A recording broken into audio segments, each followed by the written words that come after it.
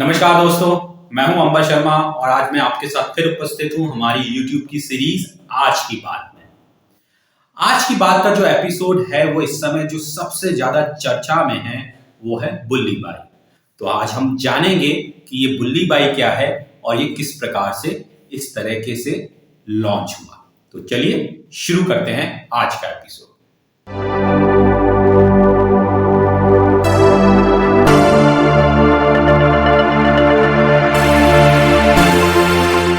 बुल्ली बाई के बारे में बात करने से पहले मैं आपको थोड़ा सा पीछे लेके चलता हूं। पीछे यानी कि 2021 में 2021 में फरवरी में मोदी सरकार ने एक नए तरीके का आईटी कानून लेके आए। नए तरीके का तो नहीं, मैं कहूंगा कि आईटी कानून में फेरबदल किए गए। आईटी कानून यानी कि इंफॉर्मेशन टेक्नोलॉजी। इसमें बहुत सारी जो सोशल मीडिया साइट्स हैं उनको दायरे में लाने के लिए और उस पर कुछ गलत तरीके की पोस्ट ना हो उसके लिए सरकार ने कानून में फेरबदल किए। और सरकार ने ये भी कहा कि ये जो कानून आ रहा है ये सोशल मीडिया को कमजोर नहीं करेगा बल्कि ये उसको और शक्तिशाली बनाएगा। लेकिन दूसरी तरफ जब सरकार ये कानून बना रही थी उसी समय उससे कुछ समय पूर्व एक सुल्ली बाई करके ऐप आई थी और वो भी गिटहब पे डाली गई थी। ये गिटहब क्या है? ये गिटहब एक ऐसी स्थान है जहां पे आप जो डेवलपर्स होते हैं वो अपना काम शो कर सकते हैं क्लाइंट्स को या फिर बायर्स को, या फिर कोई भी टेस्टिंग, कोई भी ऐप की टेस्टिंग या किसी भी एप्लीकेशन की टेस्टिंग के लिए गिटहब पे लोग अपना ये कोड डालते हैं, उसको फ्री सोर्स अवेलेबल कराते हैं और उस पर रिव्यूज भी लेते हैं। तो ये आसान भाषा में मैंने आपको गिटहब बताया।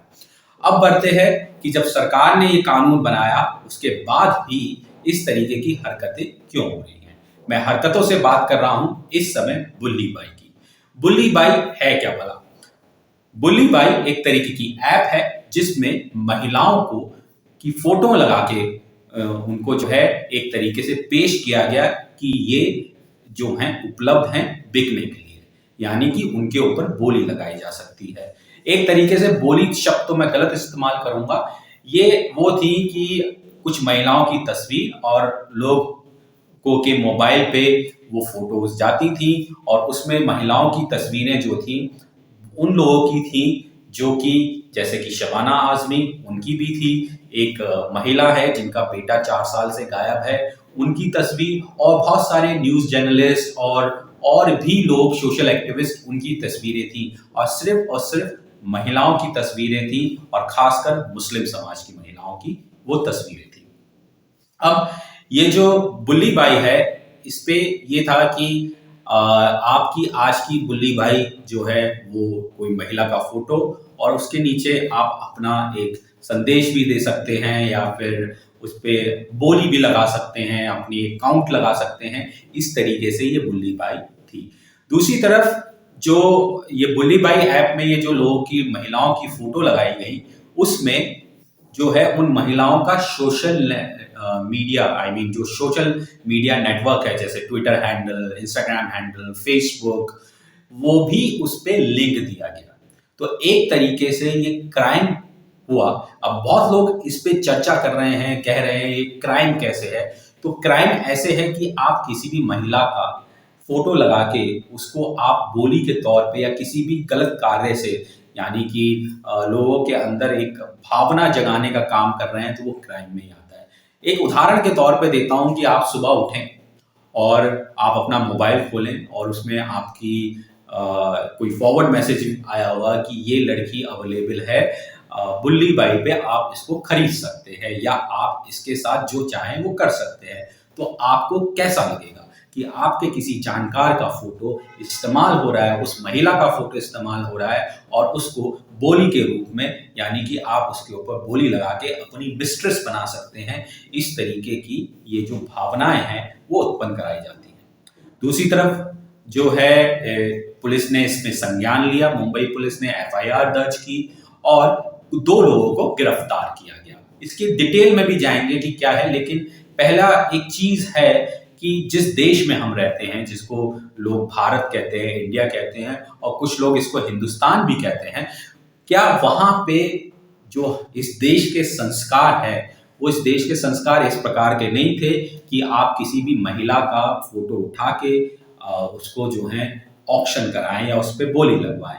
इस देश का संस्कार जो लोग बहुत लोग टीवी पे और डिफरेंट यूट्यूब चैनल्स पे कहते हैं कि ये देश जो है, हिंदुस्तान जो है, वो महिलाओं का सम्मान करता है, जानवरों का सम्मान करता है, क्या वो इस बात पे सहमत होंगे कि इस देश के कुछ लोग सिर्फ महिलाओं की तस्वीर लगा के, और यहाँ पे तो आज जो बुल्ली बाई है ये मुस्लिम समाज को लेके की गई है, कल को ये किसी भी समाज को लेके शुरू की जा सकती है। किसी भी समाज से मेरा मतलब है कि किसी भी समाज की महिलाओं को लेके इस तरीके की लोग जो हैं शुरुआत कर सकते हैं। अब यहाँ पे जो 2 लोग अरेस्ट हुए हैं, एक लड़का है 21 साल का जो बैंगलोर में इंजीनियर है, दूसरी तरफ एक लड़की है जो कि रुद्रपुर उत्तराखंड की है, और इन दोनों ने कहते हैं कि इन दोनों ने जो ट्विटर हैंडल्स हैं और या जो गिटहब है वहां पे जो है ये पोस्ट डाली गई। अब इन 2 लोगों को पकड़ने के बाद ये साबित होता है कि इस देश में ये जो नौजवान हैं, एक 18 साल की लड़की और एक 21 साल का युवा, इस तरीके की हेट्रेड क्राइम में कैसे आ गए। मैं इसको यहाँ पे हेट्रेड क्राइम इसलिए कहूंगा क्योंकि आप एक पर्टिकुलर कम्युनिटी की तरफ की महिलाओं को आप जो है टारगेट कर रहे हैं, उनके खिलाफ एक रोष भावना लेके आ रहे हैं जनता के बीच में, तो ये एक तरीके से टारगेट कम्युनिटी को टारगेट करने का माध्यम हो गया। वहीं दूसरी तरफ ये जो 2 बच्चे हैं, मैं बिल्कुल कहूंगा ये बच्चे हैं क्योंकि एक 21 साल का है और एक 18 साल का है की लड़की है, इन्होंने इनके दिमाग में ये किस प्रकार का जहर दिए भरा गया कि इन्होंने इस तरीके का घिनौना काम किया। लड़की होके, मैं इसलिए कह रहा हूं, जो लड़की 18 साल की है, जो रुद्रपुर की निवासी है, वो खुद इस काम में लिप्त पाएगी, और एक महिला होने के नाते, एक लड़की होने के नाते वो कैसे बुल्ली बाई पे दूसरी महिलाओं की फोटो डाल के उन पे एक तरीके से बोली या एक तरीके से रोष भावना उत्पन्न करने का प्रयास किया। क्योंकि ये जो चीज है, आप इसको इस तरीके से भी ले सकते हैं, बहुत गौर तरीके से मैं कहना चाहूंगा कि बहुत ही विचार का मुद्दा है। क्योंकि जब ये पोस्ट वायरल होती बुल्ली बाई के थ्रू और उस महिलाओं के बारे में भिन्न भिन्न प्रकार की टिप्पणियां होती कि ये मिस्ट्रेस है, ये धंधे वाली है, या ये ऐसी है, तो सोचिए वो लड़की जो सड़क पे जा रही होती, जिसका फोटो उस बुल्ली बाई ऐप पे लगा हुआ था और वो हजारों लोगों ने देखा होता, सड़क पे चलते हुए लोग उसको किस नजरों से देखते, किस तरीके से उसको छेड़ते और किस तरीके से महिला के खिलाफ, जो कि हम कहते हैं क्राइम अगेंस्ट वुमेन, हो सकता था।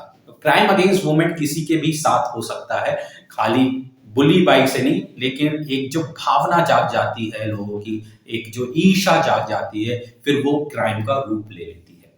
तो जो ये लोग हैं जो ये करा रहे हैं, इसके पीछे बहुत बड़ा एक ऑर्गेनाइजेशन ही होगा जो ये सब करा रहा है, जिसने 21 साल का लड़का है जो जिसका नाम शायद विशाल बताया जा रहा है, और एक लड़की जो रुद्रपुर की है जिसका सरनेम सिंह है।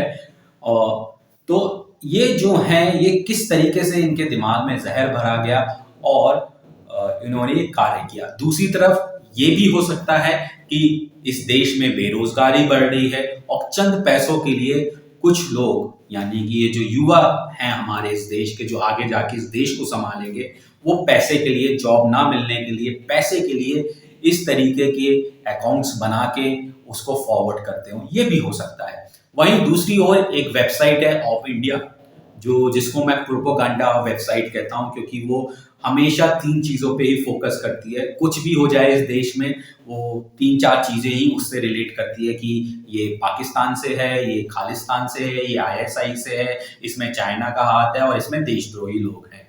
तो जो ऑफ इंडिया है, उनकी कोई भी न्यूज में यही 4 एलिमेंट आपको देखने मिलते हैं: खालिस्तान, ISI, पाकिस्तान, चाइना और देशद्रोही।